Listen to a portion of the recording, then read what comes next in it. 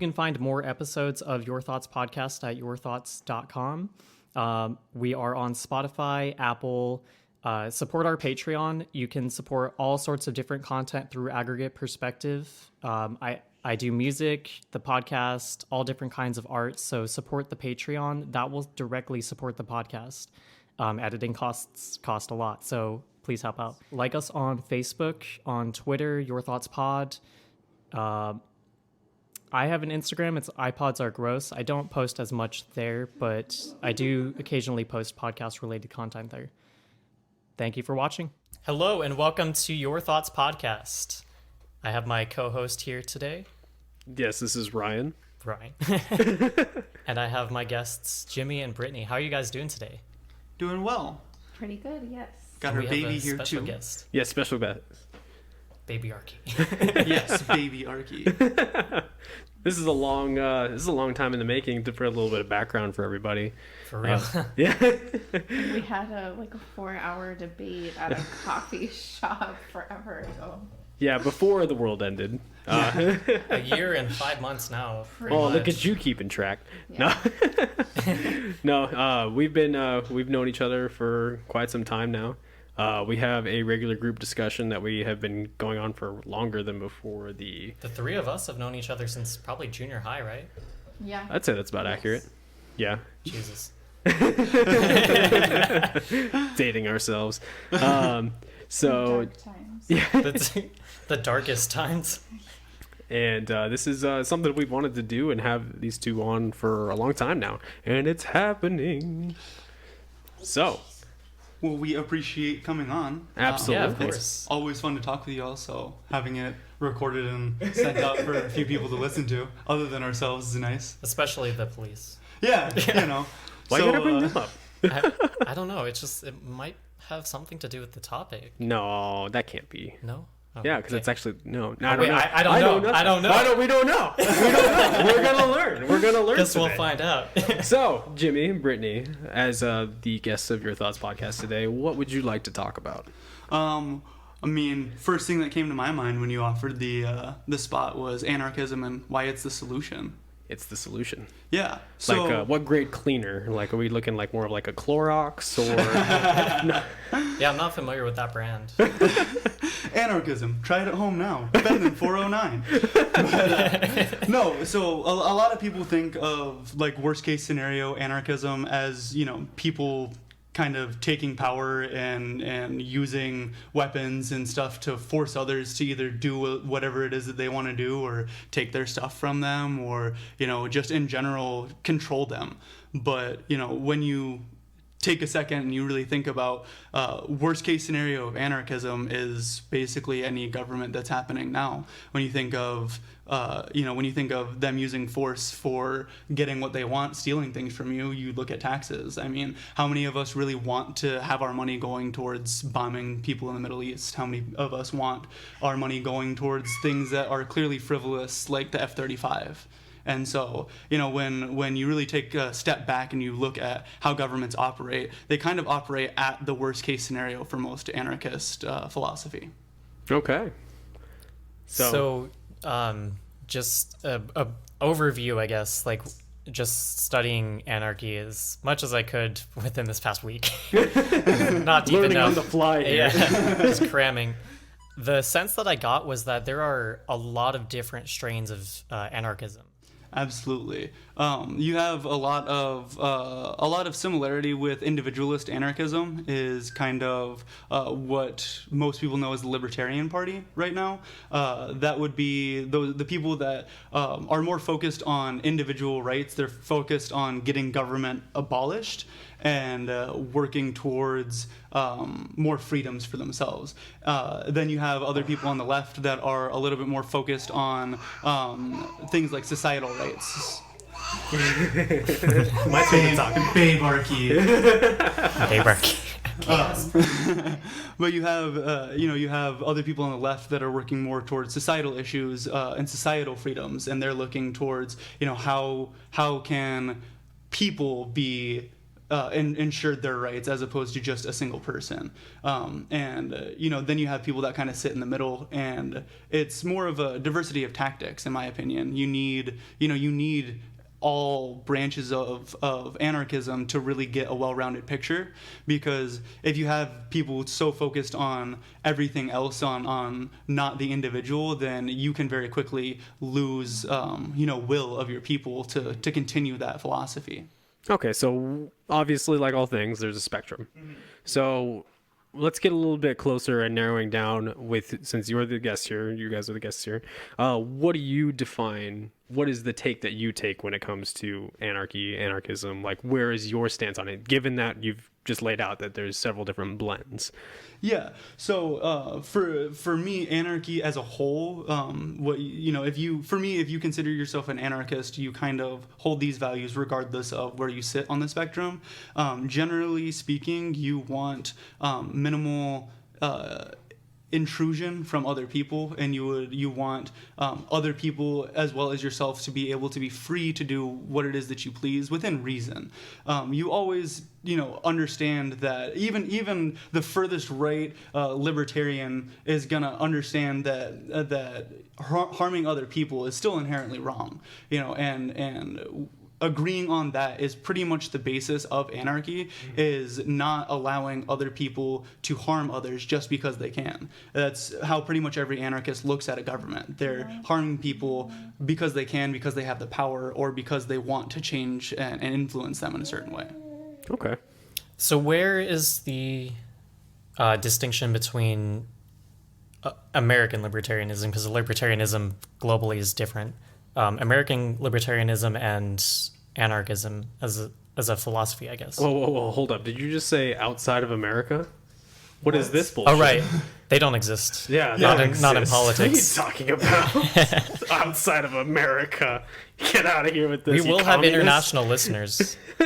So it's interesting actually that you ask about that, because libertarianism, as we know it now, back from the 70s, took a lot of its philosophy from anarchism, and anarchism has been a philosophy that's been around for centuries at this point. It's been talked about before that, but I believe, I can't quote me here, but I believe it was the 1800s that it was really first coined as a term. I'm sorry. Man, I just lost my train of thought. That's all good. It happens every podcast. So some of what I was seeing, just like I was trying to do my best to like really understand anarchism as a philosophy. So doing the historical research from where it came from, where it deviated from like Marxism and like French Revolution philosophy into like where it is today. Versus like libertarianism in America. Yeah, okay, thank you, I appreciate that. So like libertarianism took a lot of the individual liberties that anarchism talks about, and unfortunately it kind of forgot a little bit about the societal stuff, which everybody kind of picks and chooses where they find their... There's so much. Yeah, exactly, right? And so some people focus on some things, some people focus on others, but as a general rule, anarchism as a whole is, and to use a term that is demonized, it's more radical than libertarianism. Anarchism takes libertarianism to its final conclusion of, if you want all of your freedoms all of the time, then it requires this action. is what you need to do. Right. Yeah. Your rights, to an anarchist, your rights have responsibilities. No, I'm not saying that all libertarians don't think that or what have you, but as a general rule, that just tends to be the big change between the two. So you'll have libertarians who are more focused on, like I said, personal freedoms, while anarchists are more focused on, in general, more focused on freedoms for everyone, even at the individual level. So that means that you do tend to have to be more responsible for yourself and for others. Okay. So, like, going back to like the conception of anarchism and everything like that, I'm going to be the layperson here today. I went in completely blind, and all I know is the personal stereotypes of anarchism. So I'm sure we're going to dissolve some of those here today as well. But Yeah, I'd like to start off in the beginning, because you said, probably around the 1800s is really like when it started becoming a coined term and everything like that. Do we know the original... I think it was before that.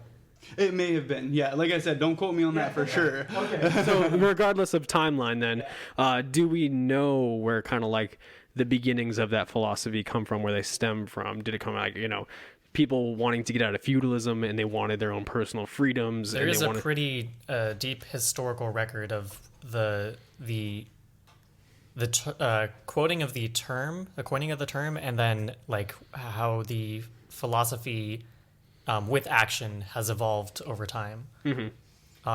So it was like Russia and like Eastern European, I guess feudal era.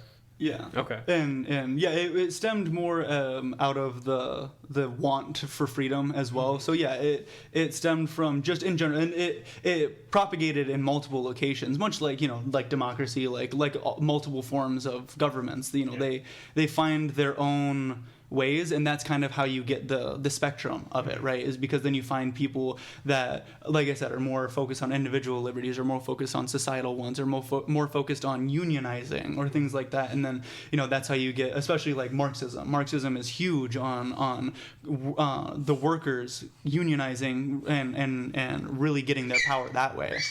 Right. She agrees. Yeah, enthusiastically. Unions for the win. A lot of anarchism stemmed from workers' rights movements. Okay.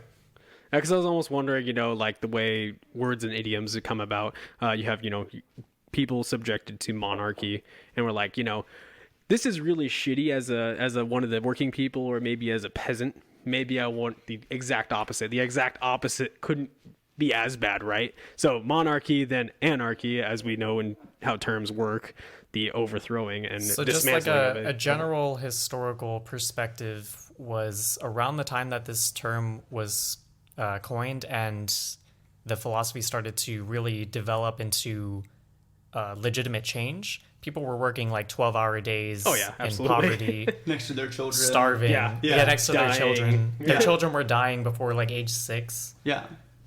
And it's really incredible how quickly we forget where we get the luxuries that we have today, because a lot of the things that we take for granted And the losses to like lead up to it. Like even in our environment and capitalism that we're already trying to work against even today. That's been a long time coming, because that was, that started all the way back to abolishing slavery. People want to say that was something that every country went through. It's something that is a scar on a lot of countries, this and that. But there were abolitionists that signed the Declaration, that were there for all the major events in American history, and they tend to get pushed to the wayside because that wasn't how America wanted to be founded. Right, exactly. Just like atheists historically, there have always been atheists. They were just omitted because it didn't fit the cultural norm. Yeah. Yeah. And so, you have things that they squash it, and, the victors obviously write the history. And so they do what they can to eradicate those things, because you can kill a person, but you can't kill an idea. And so the more you can hide it, the easier it is to keep it, unknown. Okay. So, do we know of any forms or societies that with this kind of thought and process philosophy has been used in, or at least influenced majorly? Because, I doubt that we can look at any society. I'm not sure. Again, layperson here. I'm not sure if we can look at any society and you'll be like, okay, this was an anarchist society, or maybe it had an ethos or like a heavy philosophical founding, and took ideas and some tenets from it. Do you know of any kind of societies, any kind of peoples throughout maybe even the forming areas? Jesus. Forming areas of it, what sounded like, more Eastern Europe kind of thing, from at least what Tyler said. It's still in the present day. We have there. It's not necessarily a nation because other nations haven't recognized it. But Catalonia is the most modern example. It's a region in Spain, and they have multiple times actually declared their independence from Spain. They were successful for quite a while before World War II, and then the inevitable happened. The Germans came, and that was a little bit past after they invaded France. They were marching through Spain. And Catalonia is right on the border of France and Spain, and so they wiped them out. And once the Germans were defeated and everything kind of started going back to more stability in Europe, Catalonia revolted again. And while the international stage hasn't recognized them as a nation, they are a society of people that do work together. Just recently, I think it was late last year, they actually all had a giant strike. All of Catalonia had a strike. The farmers blocked off the roads out of Catalonia. Oh, wow. Yeah, so people couldn't come in or out, and they just stayed there and struck. And so,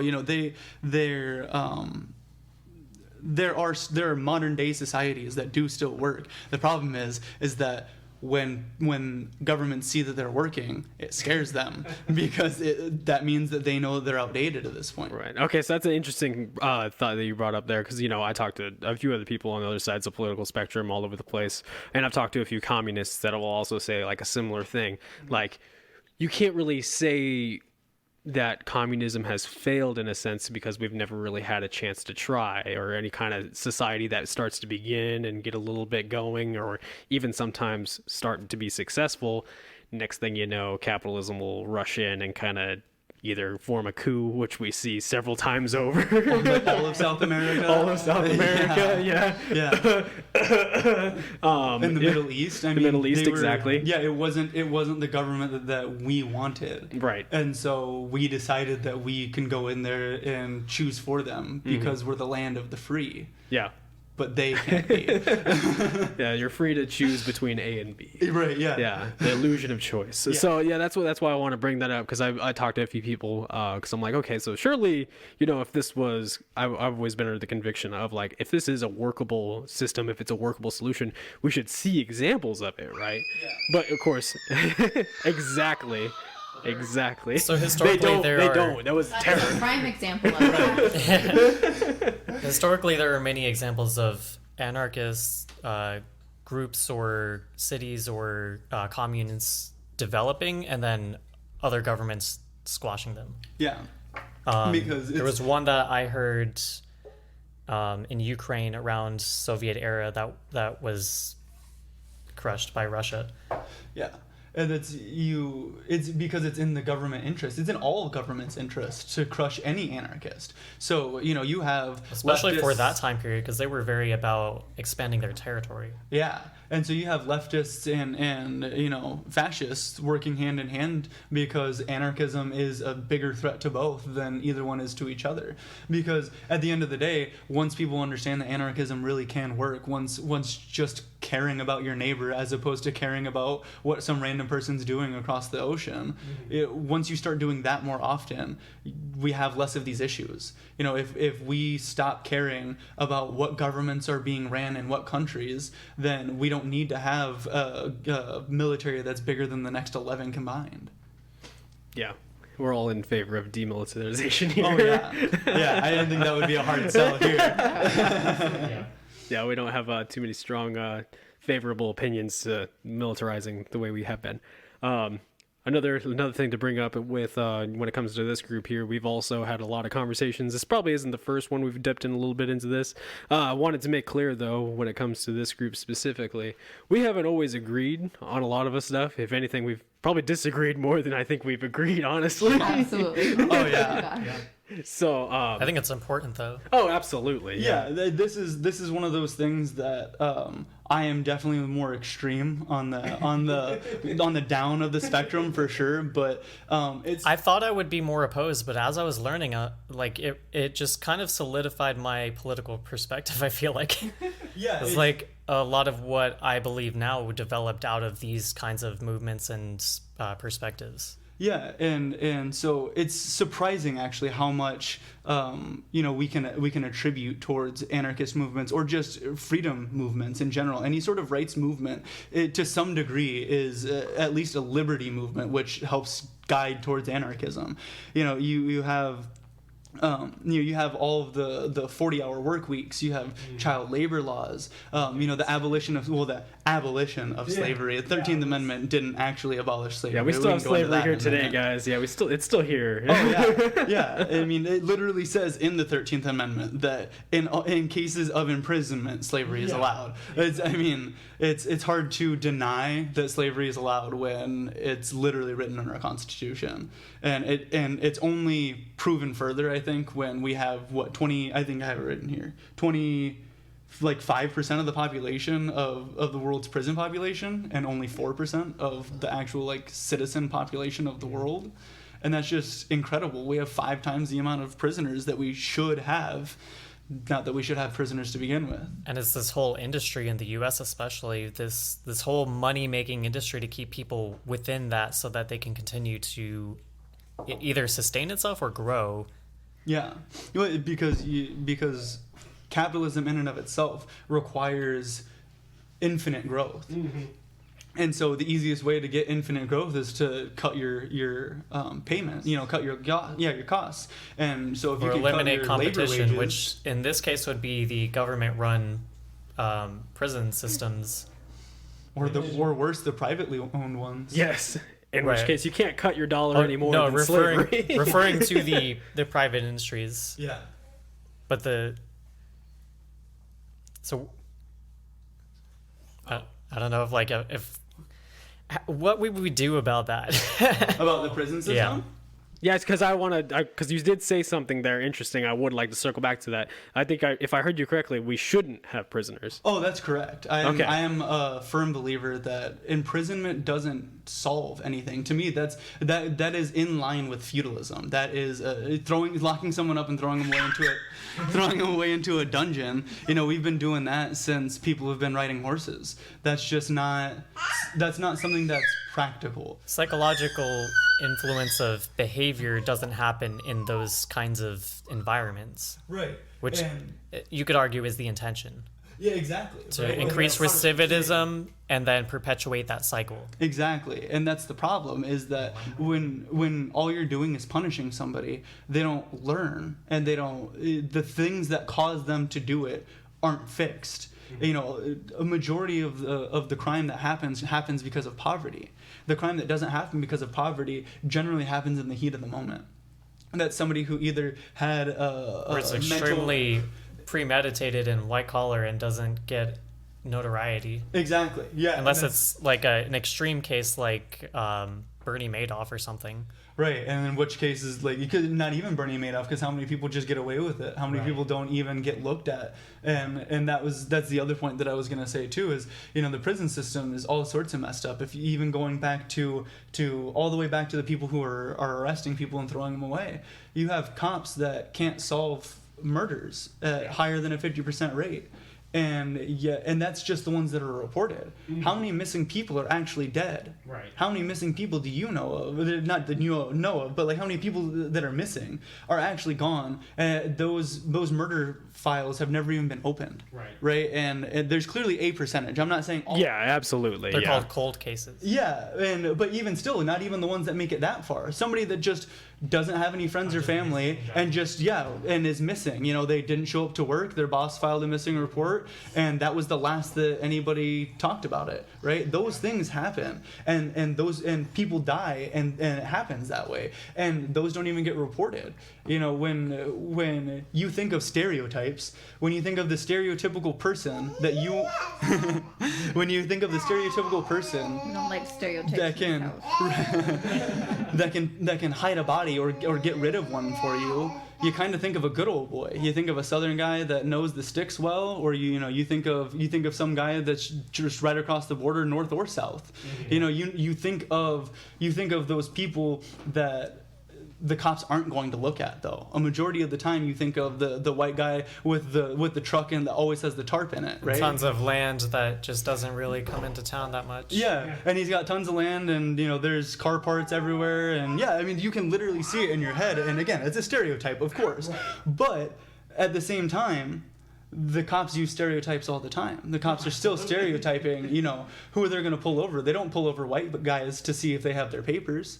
You know, even if they are Canadian, they don't care. It's just, it is proven in the... They just wave you through the border checkpoints. Yeah, it's proven in the statistics. It's as much as you want to deny that there is systemic racism, you can't deny it when, again, the 13th Amendment literally says it, and that directly feeds into the slave patrols becoming the cops, that then lead their way into, you know, over policing minorities because of racism, because of racist starting points. And then even if, you know, you have a racist cop that comes in and does that, which most of the country did start off with racist cops. That's just a fact. That's just a fact. You can't be taking slaves and taking them back to people and not have at least an understanding that what you're doing is wrong. In my opinion. They think it's right, of course, but you know, at the same time, you know, and so you have a lot of cities that started off with data that came from racist starting points. They were over policing. Cops are only checking, you know, people of color because they didn't care about the white people. They were convinced that the white people were okay. It's the people of color that are causing these problems. Right. So they check them, and because that's the only people you're checking, that's the only people that you have stats for. Is tribalism, an us versus them mentality, and the us is good and the them is bad. Yeah, especially if you want to look at, like, you know, just the systemic racism of, hey, you know, the white people can't be doing this. It must be all the colored people. I mean, just look at the illegalization of marijuana and everything like that right there from the beginning. It was something that, you know, oh, no, it was always just, you know, the people of color doing this kind of stuff. But once it started becoming more popular amongst the white population, outlawed. Like, so. That was a combination of two different elements. It was the capitalist society at work trying to eliminate a competitor in the paper industry, and then legislation that could also, based on like racial terms, imprison Mexicans and black people. Well, and in doing so, it terrorizes your people, and that is how most governments work, is through propaganda. Through fear tactics, right? Is you listen to a cop not because you think the cop is right. You listen to the cop because he's got a taser, he's got spray, he's got, you know, pepper spray, he's got a gun, he's got an asp, he's got tons of things to hurt you. Yeah. And how many things does he have on that tool belt to actually help you? Maybe some gummy bears. Those were for him. The law is definitely upheld at the end of a gun. Yeah, when you are faced with getting pulled over, you have someone that can legally kidnap you. You're gonna kind of do whatever. Exactly, right. And that's the thing is they hold a monopoly of power over us, because when the first thing that people think when they see, you know, somebody assaulted a cop was, oh, that person did something wrong and they're trying to get away. When, for all you know, it's just as likely that the cop was doing something wrong and they're just trying to get away. They're just trying to protect themselves. And so, you know, having those problems with and not being able to trust your police force means that you just shouldn't have it. If you can't trust the people enforcing the law to follow the law, then you're inherently going to cause problems. So what does that look like within an anarchist system when it comes to the law, the police force? What does that look like? Or do we have, you know, the stereotypes come to mind? Do we have just vigilante groups and hired hitmen and bounty hunters, essentially? Like, these are all stereotypes, of course, but I want to ask. What is life like without the police and an anarchist? Is it even a society? Or to your anarchist viewpoint, to your anarchist. Yeah, and so the thing that I think another misconception of anarchism is that anarchism is not about just like everybody doing their own thing. It is a society still. It's about not having hierarchy. It's about not having somebody hold power over you. To what extent do you mean not having hierarchy? So, like, some naturally develop, especially like when you study biology, you see like there is hierarchy that does develop just naturally within a community. And I would agree that in biology that you do, but I think that we've evolved far past biology, considering, you know, we don't, our sick and dying don't get eaten by lions. You know, we don't just in general, we have so many fewer diseases and so many fewer ways to die. We have the life expectancy has increased so far that a majority of people die in accidents or of old age. it's not due to sickness. It's not due to like a major like limb loss or something like that. I guess that would be an accident. It's not due to a major disease or something I would like that. say So, like heart disease is one of the leading causes of death In America. in America. and that's right. And so- What again? Outside the world? What is this? and that's I what I was gonna have say. no yeah. concept of global statistics for health. It's not like the world is doing great in health, but we're doing horrible. objectively better, We're doing though. horrible when it comes to our physical health, and that has to do with healthcare. And so I'll use healthcare as a little bit of a stepping stone because you can still have a society in anarchism, and this is one of those ways. A typical, let's say that in a typical day in an anarchist society, I'm working in a kitchen because that's what I love to do, and I cut myself. Well, I should just be able to go down to the doctor and go, hey, I cut myself. And he goes, okay, he wraps it up, fixes it for me, and I go on my way. I can go right back to work. He doesn't get paid, and I don't have to pay anything. But he also comes down to my restaurant and gets his meals that he eats, once a week or twice a week or what have you. Okay. And the guy that fixes my car, same thing. He's coming in too, right? That's how you build a society. You build a society by helping each other. You do what you can and you do what you're best at, and you help others around you that can't do that thing. And so, because even What if though you don't want to? and so here, that's the thing, right? Is that's a part of being a part of the society. Is in anarchism, even though you have no hierarchy, that doesn't mean that you don't still have an agreement that you can have with somebody else. You can still have a free market in an anarchist society, because I can still decide I have bees and I want to give my honey or sell it and I want to trade it for things. So I have a booth that I have all my honey out at, and somebody says, hey, I just slaughtered my cow. I have a few steaks. I'll give you a pound of steaks for a jar of honey. Sounds good. Now I have steak. And it works a lot like trade did back before money, but Bartering. yeah, and money is a great concept for developing, but now that we've developed as a society, we don't need that as a way of commerce anymore. I mean, it doesn't even really mean anything when you have a man that has $750 billion and people that can't eat. Money has no value in that sense, because if a man can hoard that much what should be able to buy him food and somebody else is starving, that's inherently wrong, right? I mean, that is, to me, that Right. Our mode of production has surpassed the need that we have for the products that we produce. Yeah, it's there was a quote, and I can't remember who said it anymore, but we don't have a food shortage problem. We don't have an issue with making food on Earth. We have plenty Anything, of it, really. but we can't get it places because we're holding it back. We want money for it. We want things for it. So people starve because people who make the food, or the people who control the people that make the food, have decided that they don't deserve it because they don't make enough. And when you live in a society that says you have to produce or you're worthless, then you're proving to everybody that you don't think their life has inherent value. My initial exposure to anarchism was actually in sociology in college. Oh, these damn colleges teaching our kids. Leftist ideas. These social sciences. liberals. Oh god. I didn't even go to college. What did that? Oh gosh. Community college. Fair. Dang it. Dang. I was doing a report on dumpster diving and the whole subculture around that, and it taught me about how so many grocery stores just throw out products, and they do that because there is a liability exposure that they may have for providing people with food that is past the expiration date. But that does not mean that the food is actually bad. It just means that there's like a sell by date, and people will go dumpster diving, and these stores have put locks on their dumpsters to limit people from getting the stuff. We have locks on dumpsters and spikes on chairs or park benches. Yeah, Removal of benches in general. Yeah, I've seen reports of bleach being poured on trash. Yep, poisons and Or burning it too. Yeah, exactly. And it's like, when we get to the point where we're destroying things that people need, Yeah, and we're just so knowingly they doing can't it. get it. Yeah. That's, I mean, how do you not see that the system is flawed there? There needs to be a radical change. There needs to be something that is inherently different. Because even like 30,000 years ago. I think it's like 26 or 28,000 years ago.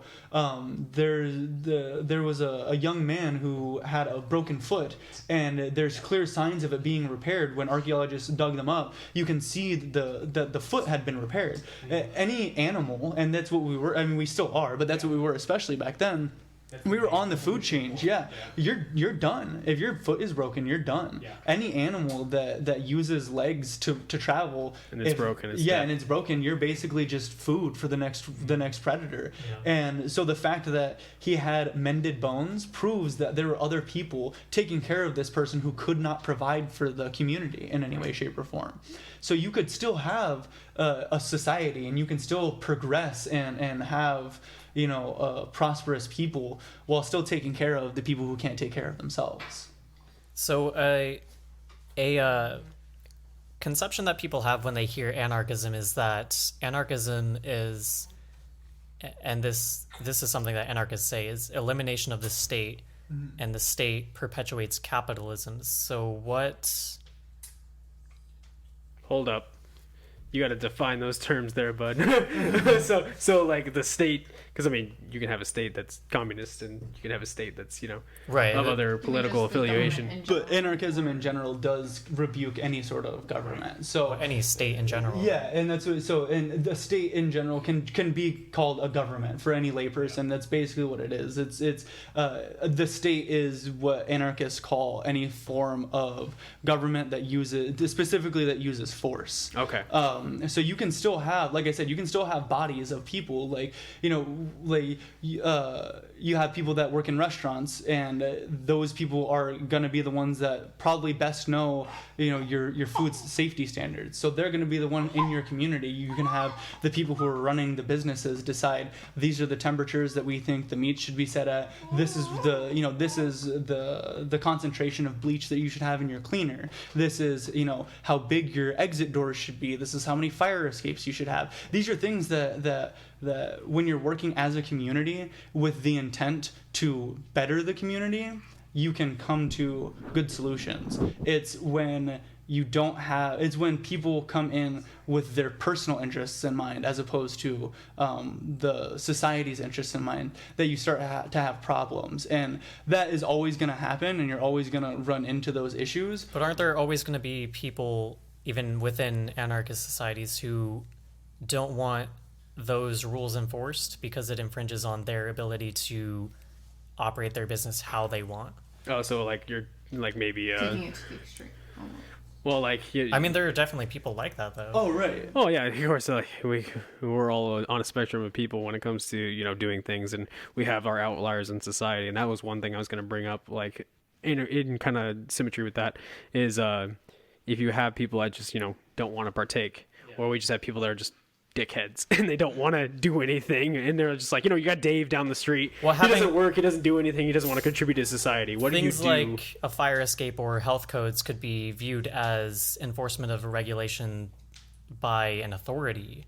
And isn't the whole premise to not have that hierarchy of authority in general? And so I get what you're saying, because then you have pressures from the other people that are there, right? Well, the other thing that you have to understand as well is that in a society like this, it doesn't cost money, it doesn't cost resources for you to move either. So if and when the society starts moving in a direction that you don't want it to anymore, you can find a different society, especially in the day and age that we have today, where we're so interconnected with the internet.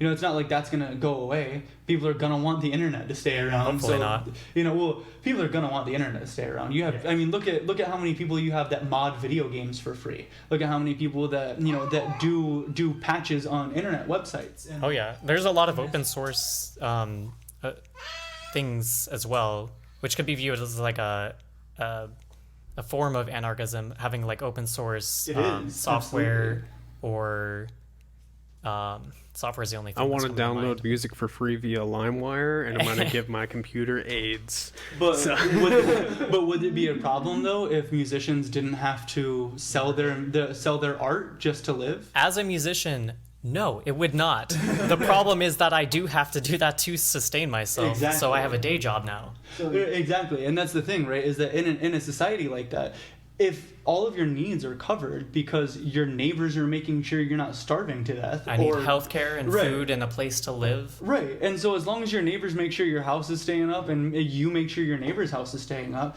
and the doctor around is making sure that you stay alive and you're making sure the doctor stays alive, where's the problem with anything happening like that, right? Because then what if Dave does just want to sit there for the rest of his life? Yeah, and I was do gonna nothing? ask, like, Who's to say that that's not allowed? Why is that such a bad thing? It's not like when you really look at humans in general, animals, they like to be productive. Humans enjoy being productive. Even at the most base level, we enjoy creating things and helping people. We also inherently like doing that. Yeah, and so okay, if Dave does just want to sit there on his butt for his entire life and do nothing, how much does he really detract from the rest of society? Now, you can extrapolate and go, well, what if everybody does? Well, not necessarily everybody, but what happens when we have like a decent enough of a population size, not significantly huge, but enough. Let's even say that we're in a smaller community, and maybe 10% of this community, just 10%, not a whole lot.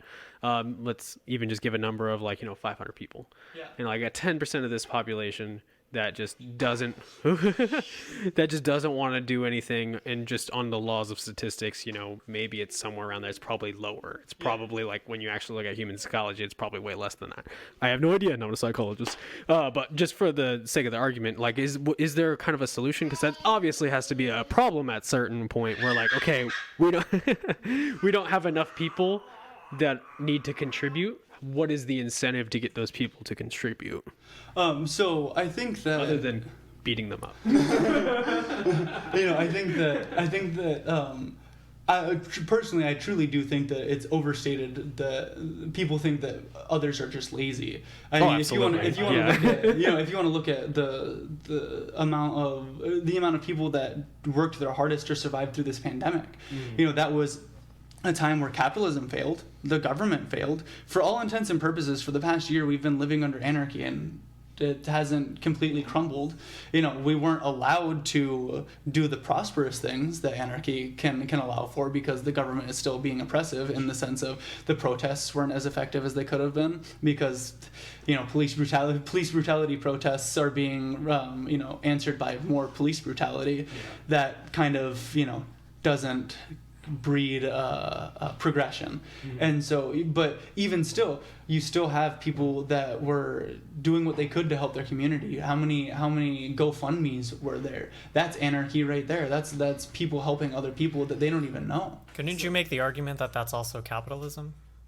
No, because capitalism as a whole, capitalism's ideology is holding capital. It's having something and using that something to gain a profit from. People are using their resources to fund something, though. But they're not Isn't that profiting. the libertarian perspective, that removal of the government is still there, but people are using their money for something? You're talking about charity, the concept of charity. Yeah, I think so. In capitalism, but I mean, we've had capitalism in America for 250 years now. How is that working out? We have 60-ish billionaires here, and it would cost, I think, $20 billion to end homelessness in all of America. So I mean, Bezos makes that in 4 months. And so, I mean, if charity was really a thing that happens in capitalism, then why don't we see it? Yeah, absolutely. There's a huge need for it, and it's so much so that the owner of GoFundMe literally said, "We're not supposed to be." Yeah, we're not a healthcare system. Yeah, we're not the healthcare system. We're just supposed to be helping people out that need some help. So let me kind of summarize and kind of understand where you're coming from with the answer. So we have this community. We have maybe 10% of the population that just doesn't want to contribute, or at least doesn't contribute enough to where it's a problem. Mm-hmm. Basically, your idea, and correct me if I'm wrong here, or wrong summarizing, is other people will step in and maybe go above and beyond to make up for that lacking population. I think you have that, but also you still have a democracy. You can still have a group of people deciding. I mean, when look at even the most base level of a community, you have a family, right? Mm-hmm. And take away the hierarchy of a mom and dad. Take that away, and the kids are grown up, and you're just talking about where everybody wants to go on a family trip. Is it a government? Is it forcing somebody to go somewhere because 5 out of 6 wanted to go to Cancun and the other one wanted to go to Florida? Like, it's not. It's just that's what a majority of people wanted. And anytime you have more than one person doing something, you're not always going to agree. And so when you enter into a society, you enter in understanding that it's not going to go 100% your way, and you have to be willing to compromise. You can't go into a society expecting it to be your way or the highway. That's literally tyranny. You know, and so going into an anarchist society without the understanding that you're going to need to compromise and you're going to need to find common ground, then you're going in not as an anarchist. You're going in as somebody who does not either understand the concept or is going in bad faith. So essentially, like, there wouldn't be like a certain specific solution for that. It would take a community working together as a whole to deal with these individuals. Yeah, because I don't want to speak for any anarchist society, right? Because my decision may not be what another anarchist comes up I want to with. make clear Right. as well, this is your version of anarchy, so Yeah, I wanted right. to like get your view on how this would be done. Right, but also, in my opinion, I wouldn't be the only anarchist in my society. So I would present the idea of, if it's not a significant problem, or if it's just something that we can remedy by a couple other people stepping up, I would be the one that would be willing to step up personally. So I would be willing to have that as an idea, But other people may come up with, I still think that they should have to do X, Y, or Z. They should come up with a list of things they are willing to do. Right. There'd be some sort of agreement. Yeah, there again, compromise. That's why you have a society. You get everybody to come together. You have a meeting. You talk about what you think the best option is, and then you vote on it. And then you do something like a ranked choice voting, so you have something a little bit closer to like real democracy, not what we have today. Wow, so you're saying there's voting in anarchy? Like, there's things that you can do outside of just chaos and burning and stuff like it's not that? just like Mohawks and Molotovs. It's not Mad Max all the What? time? It's not. I know, it's sad. I know. I probably lost a few anarchist friends now. I noticed that there is- There's just a guy with like headphones on right now with a huge punk mohawk right now. He takes off his earmuffs dejectedly, like, I don't want to be an anarchist anymore. Throughout learning about anarchist philosophy in general, that is the core misconception that violence is a core tenet of anarchism, but that's just a means to an end, and most anarchists don't really want violence. That's correct, and it also a lot of the violent anarchist stereotype comes from governments trying to propagandize. Trying to take out the government in a sense. If you take it to the extreme of, hey, I want anarchy now, that means this has to go. Right, There are historical examples of the government making it seem like anarchists were causing the violence as well. Like in Chicago during, I think it was like May Day or so, the May Day protest, the Haymarket protests, I believe. There was a bomb that was thrown that killed police officers, and there were, I think, 3 people or maybe more that were tried and hanged, and some of them weren't even there. Okay, so this is a while ago if we're doing hangings. Yeah, okay. yeah. Okay, so But yeah, it's I mean, the propaganda against anarchism has been long and thorough. really a lot of different kind of viewpoint. Yeah, I mean, most anarchist philosophy that you'll find, it has the same kind of principle, but it is something libertarianism has adopted. Although I like this principle is the non-aggression principle. It's literally that you can do whatever it is that you like as long as there's no victim, Right. and that goes back to the whole not having any prisons. Every time I hear that, it makes me think of the Wiccan creed, and if it harm none, do as you will. Yeah, Yes, exactly. absolutely. And that's Wiccan culture is, well, I should say, anarchism has again so many different roots that a lot of different places have a lot of those similar feelings. And Wiccans were also oppressed severely by governments, and so that's kind of a natural progression. When that thing is oppressive to you, you naturally go, well, I don't want that thing anymore, and you kind of fall under the anarchist society. But yeah, it's just when there's no victim, there's been no crime. Somebody that wants to do drugs and then just pass out, or if they do drugs and something happens to them, at the end of the day, that was their choice. They know the risks. They understand what can happen using those drugs, and okay, you use it. And then the next thing that people usually say is, well, what happens when they're high and they drive?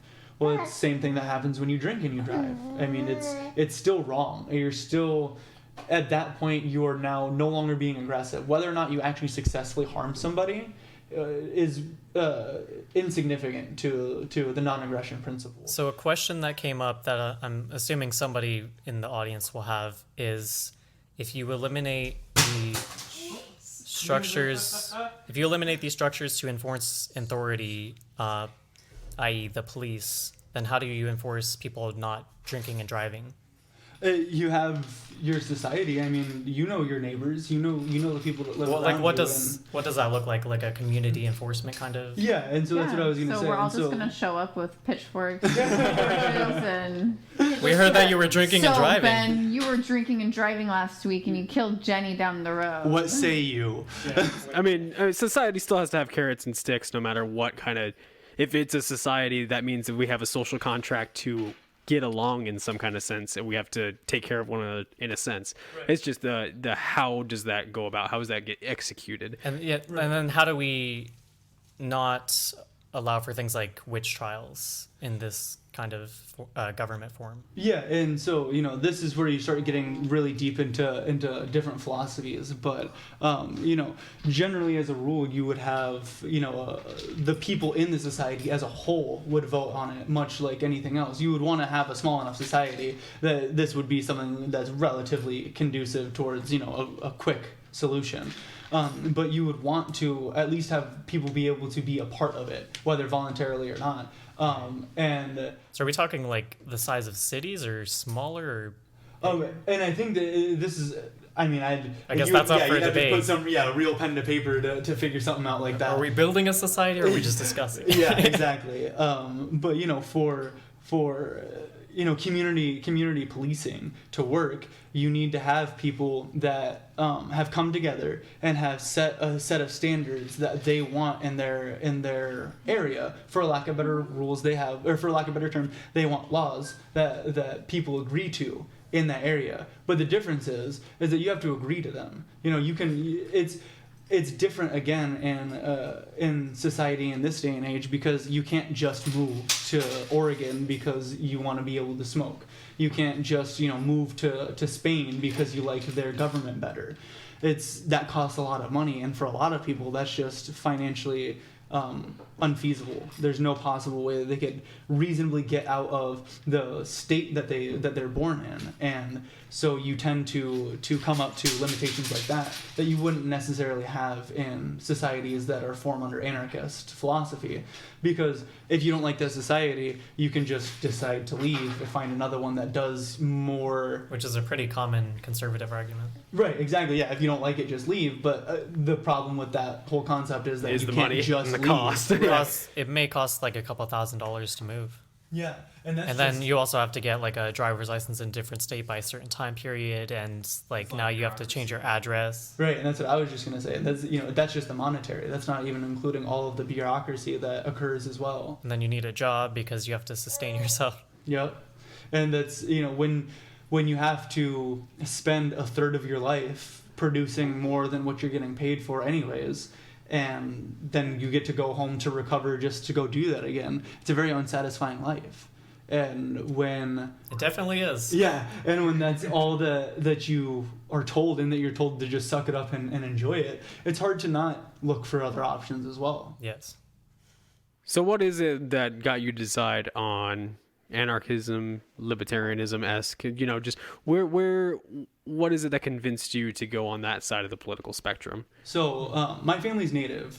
My grandmother's mother was full-blooded Pueblo Native American, and she lived in New Mexico. And the government came by and was just was doing the census, and we're going house to house, and they ask the normal questions, and they also ask what race you are. My grandma wasn't dumb, or I should say my great-grandma wasn't dumb, and she knew that the people that were telling them that they were Native American were also being taken away. So she denied it and denied it and denied it. And because that was back in the day before computers and things like that, they kind of just had to go with it. Yeah, they couldn't, she was just she just continuously said, no, you have the wrong person, you have the wrong house. I'm not her. I'm not native. That's not who I am. I'm Mexican. And so they finally believed her. Why was that better? Because they weren't putting Mexicans in reservations. Oh, okay. Yeah, that's kind of, it's like the same. I'm guessing that's where your last name came from. Yeah.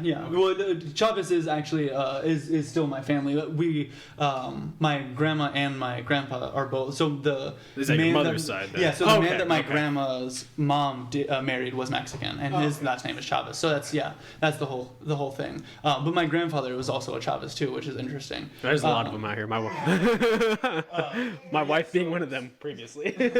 So she was Pueblo, and they were trying to take her land, and they were lying to her about what they were doing in the first place. And if it wasn't for my great grandmother being as intelligent as she was, my family would be on a reservation.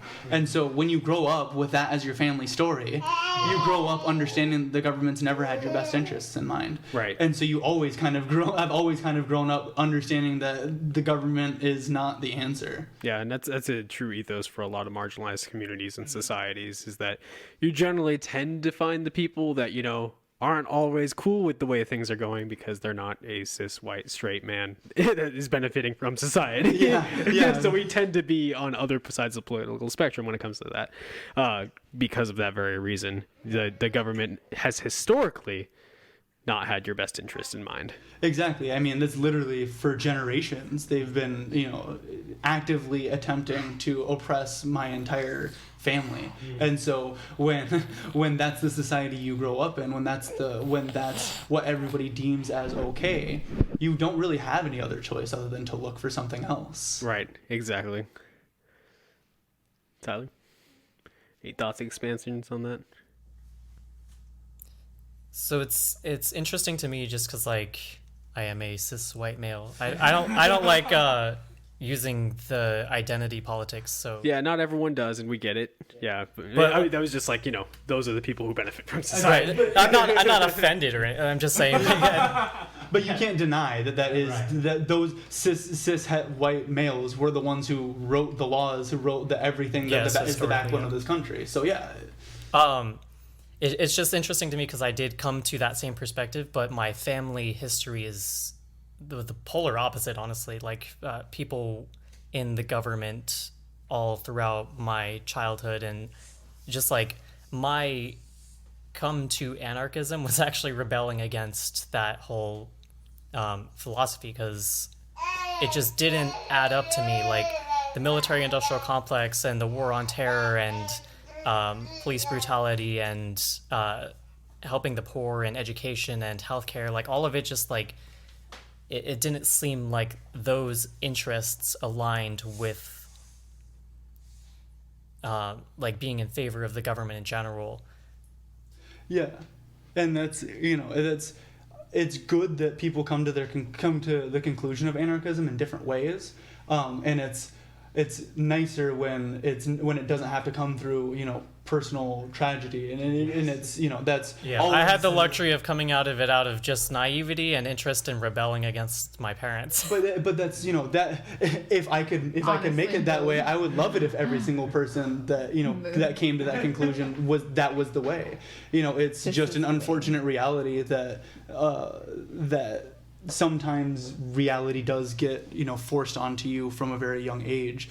But even still, I think that the education system does a huge disservice on American citizens specifically, because they don't talk about how the left and the right aren't really left and right. They're far right and slightly left, right. Slightly left of far right. Yeah, and it's I don't think we go deep enough. When we have government, I don't think we go deep enough into delineation of different political perspectives and all the full spectrum. It's several things. Several things. I mean, I've been a fan of history since I've been a little kid, and just this is what we have. Nothing else matters. Yeah, a lot of our teaching in our school system is a lot of propaganda. Honestly, when it comes to history and government is all propaganda. Because I remember very vividly when we got to the World War II section, and it's talking about Pearl Harbor and everything like that. It's only American perspective. It's only American perspective, and I remember telling the teacher and telling other classmates the Japanese had a reason for doing this, how we're blocking and starving their people with trade routes and everything like that. They had to do something. Not saying what they did is fine. I'm not saying that before someone thinks that way. But it's not that they didn't have a reason. It's not like they just went, let's attack. Yeah, I always want to tell people. Or that they weren't ferocious in their attacks either, like rape of Nanking. Yeah. But a lot of what I will tell people when when someone throws out like, I don't get why they think like that, or I don't get how they got to that position. There's a reason why people believe the things they do, and there's a reason why people do the things they do. Yeah. They have to be convinced. Well, I mean, yeah, they're usually. Let's be honest here. People just do something for stupid reasons. Well, people make generalizations as well, so the assumption is that there is no reason, they're just crazy. Or but there is a certain conclusion that person came to in their mind when they decided to do something or believe something. Yeah, everybody does things for their own personal logic. Even if you can't parse it out, it made sense to them at the time. Exactly. And that's the thing that you have to also, kind of look at as well is when you look back at our history lessons that we get taught, and we're always the winners, we're always the good guys. We've never had a single mistake in our entire 1812, we're gonna skip over that. Vietnam, we're gonna skip over that. We had 43 presidents, 43 when I was going to school. We had 43 presidents that all were completely perfect. Yeah, all of the 1960s, we're just gonna glaze over what happened there. They're fine now. They're fine. That was all dealt with. Everything's okay now. Yeah, racism doesn't exist anymore. Prohibition. See, even the baby nose is a joke. And we see it on social media all the time. People actually convinced that those things are true, which is a tragic disservice, and I think is in large part due to the education system. We never really had the dueling actual perspective of this is what actually happened. No, we just had to put a little cherry on top and say America's the best. And that's and that kind of goes back to the whole why governments don't like nationalism in there. Yeah, exactly. But why governments are not always the solution for problems, because that's another one of those where the education system can't be biased like that, because then you have huge swaths of the population that don't ever go outside of what they were taught in high school, don't ever look past what they were spoon-fed. And so then they believe in, America's always been great, when really we had 20 cool years out of the 250 years that we've been around where we did some cool shit in between the really messed up stuff that we did. Yeah. I think, what is the world history? The combined total, I think there's 7 years of world peace. Yeah. Well, and I mean, since America was founded, we've been in something like a war every 20 years. Yeah. So, I mean, and now one that's gone past 20 years. Yeah, some that lasts that long. Yeah. We're good at it. We're a warlike people. That's just what we do. And until we change that about how we view ourselves, until we change that about how the society... It's the same thing, though. The requirement to change it is the removal of incentives. All these private institutions that are profiting off of selling weapons to other countries and extracting minerals from these countries, selling drugs, we have to remove those incentives. Yeah, it's all profit motive. Yeah. And so once or power or territory. Yeah, and it's and it's profit in different ways then, right? And it's not always monetary profit, but that's when as long as we treat the world as a ball of capital, we're always going to look at it that way. Mm-hmm. It's not that. It is just as much a living creature as any one living being. There's so many things that we have already clearly messed up, and it's on us as a sentient species to remedy that stuff, and that's not something that you can have remedied with a profit motive.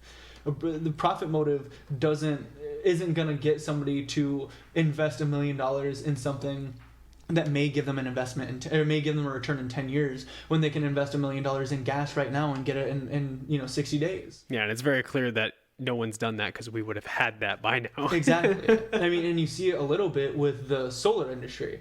That industry is barely now becoming as inexpensive as coal and gas. But the problem is the reason why coal and gas are even still competing is because of all of the tax money that the government gives them. And the suppression by those companies themselves, like Shell. They knew in the 70s that there was a global impact to using fuel. Yeah. Or like the building of the freeway system. We could have done a rail system that would have saved a lot of people a lot of money and a lot of time. Yeah, and a lot of square miles too. I mean, that's unusable land. And even if you were to dig all that stuff up, that's so much money and so much cost to fix what we've already so deeply broken now.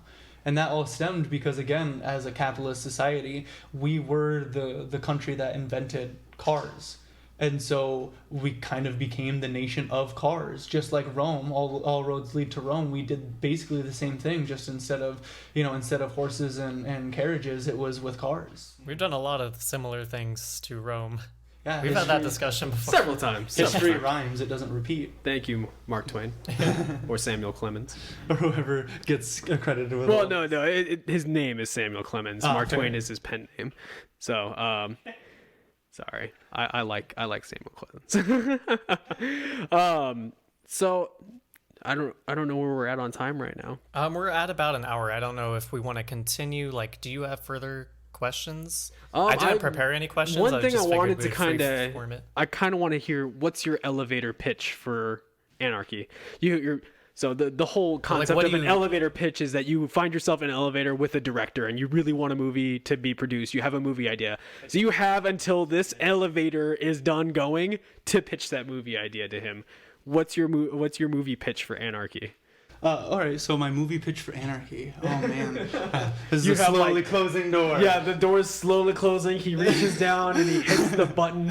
Yeah, so for me, anarchy is the clear solution when you look at all of the faults of government. All of the faults of government stem from the fact that people are trying to hold power over others. If we can get rid of that and we can get people to focus on helping others like we love to see in the news, then we could change society to the way it needs to be. Okay. There's a good clip right there for you, Tyler. Yeah, we can definitely use that. Awesome. Brittney is tending to the baby over there. Yes. But So yeah. last question, I suppose. We are at an hour, so Yeah, so we gotta start wrapping up here. yeah. I'm not sure how we're doing on batteries. One of the cameras is gone. Phone's out. Oh, fuck. Okay. All right, so Okay, so I don't even know if we can do this in a short amount of time, but like, what is the next step? How do we get to anything like? how do you start implementing? Yeah. Yeah, absolutely. So what I always tell people to do at home is start a garden. It's really simple, it's really easy, and it's fun. Yeah, you have to accept that you're probably not going to be a green thumb your first couple of years. You're going to lose a lot of plants, but plant a bunch of different things. Anything that you can find, anything that you can think of. If you don't have a lot of space, like if you live in a city, in like a metro area, see if you can put one on the roof of your apartment complex. Take notes. See if you can, put one on the roof of your apartment complex, or see if, you can start a community garden within your complex itself. There are lots of empty lots in cities, and it doesn't take but, a phone call to say, hey, I want to, hey, to the city council or whatever, do you mind if I use this quarter-acre lot that has a bunch of junk on it? I'll move the rocks, I'll move the beat-up car so I can plant a couple trees. And what that does is that starts to build your community. Because there's going to come a time where you have a tree or, a pumpkin patch that just explodes. Mm-hmm. And you have more pumpkins or lemons than you could even think of what to do with. And so you knock on your neighbor's door, hey, do you want a pumpkin? And now you started to build that community. You started to take those real steps to show other people that you can put in work, you can put in effort and give to other people and see how your whole community can benefit. Awesome. So that's one. Yeah. Then so that would be at the individual level, and then what we can do as people living in a society that has a government is be way more active. Go out and protest anything and everything that you could possibly want to protest. If you have something that you strongly believe in, go get a piece of cardboard or poster board, get a Sharpie, write it on there, and sit out at a corner and show people that are passing by. You're gonna get people that agree with you. So be politically active. Absolutely. And yeah, I mean, everything is political when you're talking about society. Down to down to puppies should be free. You know, if you think that everybody should be able to be entitled to a free puppy, if you think that everybody should be entitled to 3 square meals a day, that is unfortunately in this day and age political. Yeah, that's it's not controversial. right, that's not something I view as political. I don't think that it's political that people should be able to live without having to produce something. I think there's this misunderstanding too. Like, literally everything is influenced by the government in some way, so everything is political in some form. Exactly. And so yeah, be politically active, but be politically active in the things that you hold most dear, because that's how you're going to find the people that most align with the things that you're looking for. Your values and exactly. your perspective, somewhere to go. Right, because if you're out there once a month, you know, first weekend of every month, holding out that sign, eventually somebody's going to go, hey, he's out there the first of every month. And I agree with that. Yeah. He's going to go out there too. Or they're going to go, why are you out here? What is this all about? And they might agree. Exactly. And that's how you get started. And that's, again, how you build communities. That's how you start building what you call a parallel power structure, which is what you need to form a society in a place where it's already being oppressed by, like, the government. So you get to a point where you have all of your neighbors and all of the people, all of your neighborhoods are all communicating with each other too. And that's essentially an anarchist society right there. The government can pass a new law all they want, but if you and your friends don't want to listen to it, how are they going to stop an entire group of neighborhoods, let alone, we know how. Right. But it's much harder, right? Yes. And it's infinitely harder the more people that you get. And so as you build and as you grow your community, you grow in power, you grow in strength. And then you talk to your local government and you say, hey, these are the things that I want changed. And then they don't change them. And then you make a bigger stink about it. Or, there's a park that needs some restoration. And so you talk to city council, hey, this needs some restoration. When can we get this done? Oh yeah, we'll work on it. They're inevitably not going to work on it. And you bother them and you pester them. And after a while, in your community, you probably have somebody that knows how to restore that stuff. So you as a community get those resources pooled together and you get that renovated, and then you go back, hopefully with a bunch of people and journalists, and you get them to go up with you and you go, hey, why didn't you do this thing?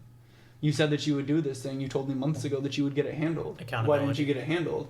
Yeah, and following through. Yeah, and then they'll tell you, oh, we'll get it handled, and you show them, we already did it. That is definitely a ridiculous aspect of our press currently. They are not holding anybody accountable. They're just following whatever is going on. Yeah, and so if you get a camera and you get it on recording and you send that out, and it's gonna go viral. Everybody loves to see a government official get owned, and so that's gonna start showing that official, hey, you either need to own up to what you actually are saying, or I'm just gonna keep embarrassing you like this. So start a garden. Be politically active. Embarrass local government. Embarrass local government. Shame them. Let's say accountability. Oh yeah, that's fine too, a nicer way to put it, I guess. We want this to be broad so that absolutely we can bring more people into the ideas. Maybe sometimes they need some eggs thrown at them, They're the figurative. That was a joke. That's under be politically active. Joke. I'm not talking about doing any harm to physical harm to political people. That was a joke. I'm just saying. Okay, Mr. Federal Agent. And from my understanding of studying anarchism so far, accountability is baked into it as well. You have to justify why you're doing what you're doing. Yeah, that's what I had said earlier. I touched upon the whole in anarchism, you believe that your rights also hold responsibility. Yeah. Like your Second Amendment right. You have the right to bear arms. But so a lot of the people that were tried for crimes and eventually killed, they attempted to justify what they did in court because that was a principle for them. Mm-hmm. And so Killdozer. Right, and it's you at some point you have to understand that people will take action if they feel as though they're not being heard. Mm-hmm. And so you have that accountability, like I was saying with the Second Amendment. You have the right to bear arms, but you have the responsibility to do it correctly. You can own a handgun all you want, but if something were to happen and there's an errant discharge and somebody gets killed, that's on you. That's your gun. That's your responsibility. At the end of the day, no matter how much people want to say that their rights are their rights and there's nothing about it, you do still have that responsibility, even at that fundamental level. Even with your First Amendment, not yelling fire in a crowded movie theater, right? And not doing nothing about that is inherently illegal, but you shouldn't do it. That causes chaos. It's going to harm somebody, and so it violates the NAP for anarchists. Mm-hmm. So start a garden, be politically active, accountability. Did you have any further questions? I mean, probably save it if we ever do another segment. Right now, I don't know how much deeper you want to get into it. Just like closing, like Closing questions. No, I guess- my elevator pitch kind of thing. That's what I Okay. mostly wanted. So, Did you have anything? Any questions for us or like? I mean, I appreciate y'all letting me on. Yeah, I of know course. that the baby was a little intermittent in there, but the cameos are nice, right? We needed some cuteness for such a heavy yeah. topic. So guys, Exactly. if you follow us on YouTube, go ahead and check it out. You can go over and you can see cute little baby. Yeah, I don't have some any things chaos. to plug yet. So So. I'll send you a picture of Pluto. That's like the cutest picture. There you go. And you can use that as like your thumbnail. There you go. Thank you for reminding me. We need a picture of you guys. Yeah. Absolutely. I keep forgetting every time. I'm just like, okay, I got to go on Facebook and find pictures of the guest.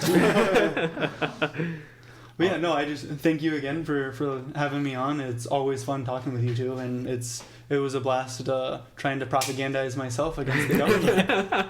Yeah, thank you for You'll be being getting on. a call here Thank within you, 48 thank hours. You for having, thank you for having the courage to speak about what you believe in such an informed way. Yeah. Absolutely. It helps other people figure out what, Especially with the views of anarchy as they are. Yeah. Essentially. Yeah. especially culturally right now. Yeah. Thank you. No, I appreciate it. It's like I said, it's always fun, and you like I said, you can kill a person, but you can't kill an idea. So Exactly. Now Absolutely. that it's out there. The seeds have been sown. All right. Well, we're going to start closing it out then. So thank you again, Jimmy. Thank you, Brittney. Thank you, Ryan. I want to thank the crew as well. Thank you. Cameras. So you can find more episodes of Your Thoughts Podcast on Spotify, Apple. Please subscribe and please search for it because I'm assuming that would influence the algorithm as well and help us show up. You can search us online as well, yourthoughtspodcast.com. We do own that domain, so if you search us for through there, that'll also influence the algorithms. The further you do that, the more people will see, and then these ideas can spread, or we can at least have conversations about where we disagree on them. Check out Your Thoughts Podcast on Facebook, Your Thoughts Pod on Twitter. Smash that motherfucking like button. Smash. Like, share, and subscribe, of course. Rate Sharing 5 stars. sharing is a great way to organically influence other people to maybe check us out, and that'll help us as well. Your Thoughts Podcast on YouTube. I'm pretty sure that's all the socials. Yeah, that is awesome. Thank you guys again. Much Thank you. appreciated. And that concludes Your Thoughts Podcast.